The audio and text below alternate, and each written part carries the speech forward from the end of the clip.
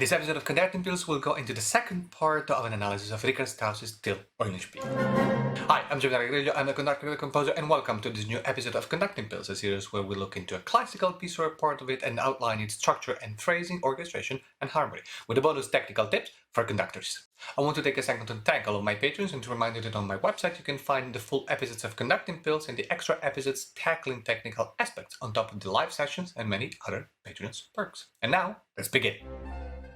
We left Till Eulenspiegel at the end of the last episode after a series of pranks, and the last one disguised as a friar. In anticipation of the death motive sounds like a premonition, but Till shakes it off and goes on another adventure.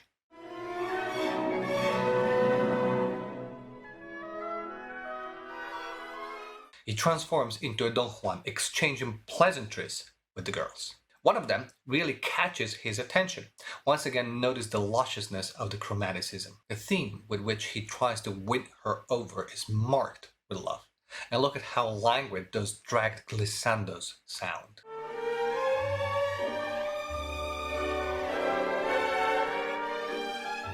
But wait, Till's true nature, once again, cannot be hidden. Look closely at that first violin's theme, doubled by the D clarinet and the flutes. It's nothing but another version of Till's theme we heard at the beginning of the piece, played then by the horn.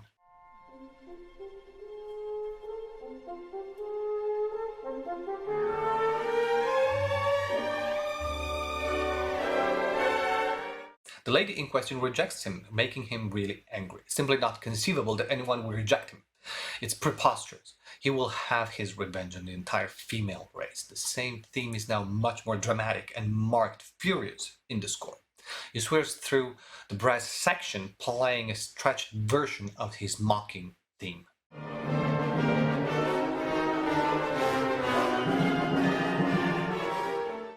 The vengeance motive expands to the entire orchestra, ending on the other Till's theme.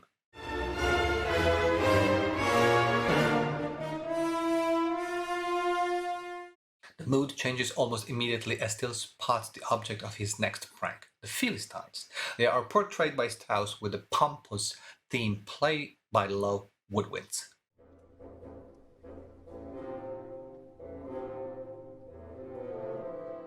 You can hear Till's mockery as he talks to them through the violins, marked once again lustig.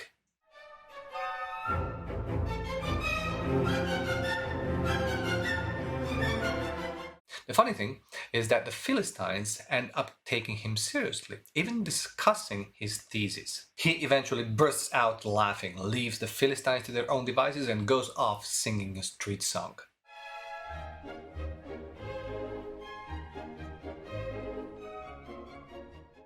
It's a short passage, actually, a connecting bridge to the next section, which goes back to the opening theme in a new form.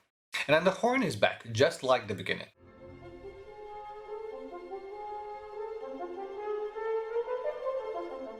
Well, not quite. We go through a few changes until the invincible, the unstoppable, shines through a triumphant march.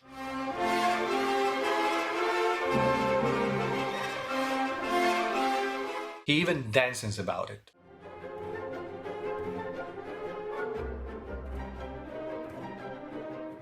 The excitement increases, the music grows and grows, and finally Till finds himself in front of a judge.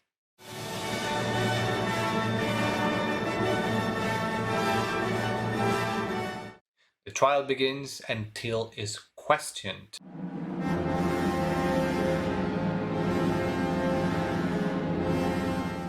But he whistles with indifference.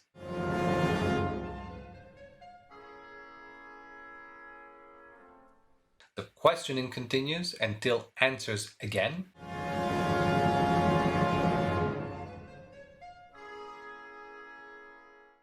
And again, loudly and with a distorted voice. And then he doesn't answer at all. The brass come back in full blown with a motive that was anticipated earlier.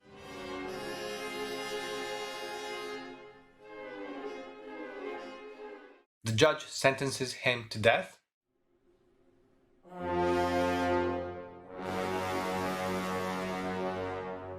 And he's dragged up on the gallows.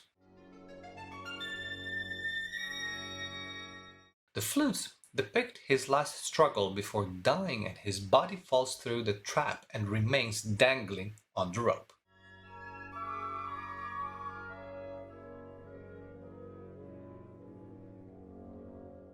The Coda sees the opening material come back. The once upon a time idea suggests that such a character cannot really die. And in a swift return of the motive, we see Till mocking us once more.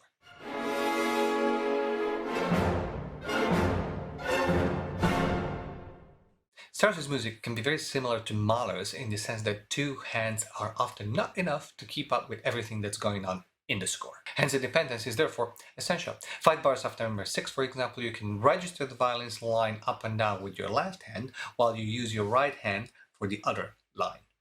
Thank you very much for watching. Don't forget to subscribe to my YouTube channel by clicking on the subscribe button right below the video and ring the bell so you will get notified every time a new video comes out. For even longer video and a lot more material, check out my website, and if you're interested in conducting and conducting technique, you can also check out my Facebook group. All the links are in the description. Let me know in the comments what you think about this piece, and if you have any suggestions for future videos, and I look forward to seeing you next week with a new episode of Conducting Pills, when we will go through Beethoven's Egmont Overture. In the meanwhile, please continue to enjoy music and be well. Ciao! You practice this, once again, slowly, one hand at a time, and then together. Here the movements need to be very fluid as the music is. This means in turn that you need a legato click when